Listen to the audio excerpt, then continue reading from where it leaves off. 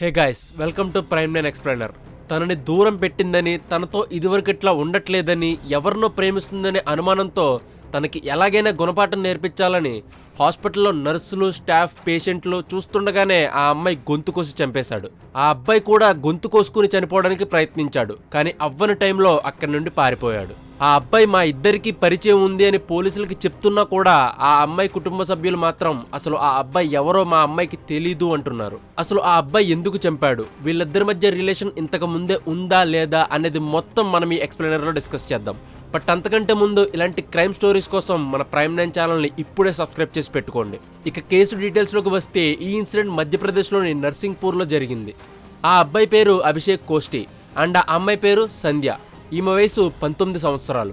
ఈ అమ్మాయి డిస్ట్రిక్ట్ హాస్పిటల్లో నర్సింగ్ ట్రైనింగ్ తీసుకుంటుంది. అభిషేక్ మాటల ప్రకారం సంధ్యకి అభిషేక్కి మధ్య లవ్ ఉంది. బట్ కొన్ని రోజుల నుండి సంధ్య అభిషేక్ ని పట్టించుకోవడం మానేసింది. దాంతో అభిషేక్ కి సంధ్య ఇంకొకరిని ప్రేమిస్తుందేమో అన్న అనుమానంతో తనని ఎలాగైనా చంపేయాలని డిసైడ్ అయ్యాడు. ఆ రోజు సంధ్య హాస్పిటల్లో ఉన్న ట్రామా సెంటర్లో పనిచేస్తుండగా అభిషేక్ చాలా కోపంగా సంధ్య దగ్గరకు వచ్చాడు. ఫస్ట్ తనతో మాట్లాడడానికి ట్రై చేశాడు. బట్ సంధ్య సరిగ్గా రెస్పాండ్ అవ్వకపోవడంతో కోపం పెరిగి తనను లాగి కిందకు నెట్టేశాడు.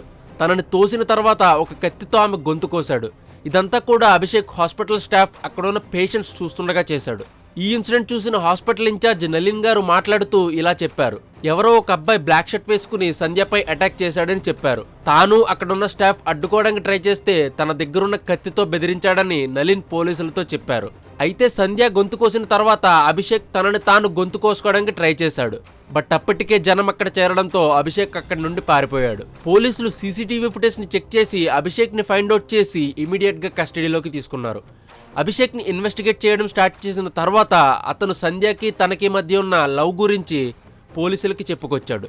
అభిషేక్ చెప్పిన ఇన్ఫో ప్రకారం సంధ్యకి తనకి మధ్య 2.5 ఏళ్ల క్రితం సోషల్ మీడియా త్రూ పరిచయం అయిందంట.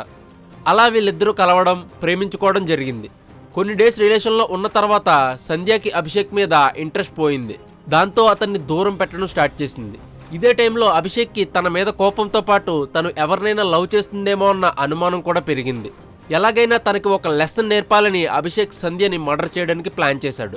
అభిషేక్ ఇదంతా పోలీసులకు చెప్పి పోలీసుల ముందే నిజం ఒప్పుకున్నాడు. కానీ దానికి పూర్తిగా ఆపోజిట్ గా అభిషేక్కి సంధ్యకి ఎటువంటి సంబంధం లేదు అని వాళ్ళ ఫ్యామిలీ మెంబర్స్ పోలీసులతో చెప్పుకొచ్చారు.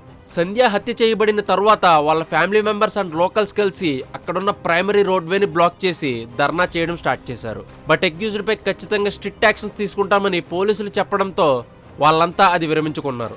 అయితే ఈ మర్డర్ జరిగిన రోజు హాస్పిటల్లో ట్రామా సెంటర్లో 11 మంది అడ్మిట్ అయితే అందులో 8 మంది ఈ ఇన్సిడెంట్ చూసి భయపడి అదే రోజు హాస్పిటల్ నుండి డిశ్చార్జ్ అయ్యి వెళ్ళిపోయారు.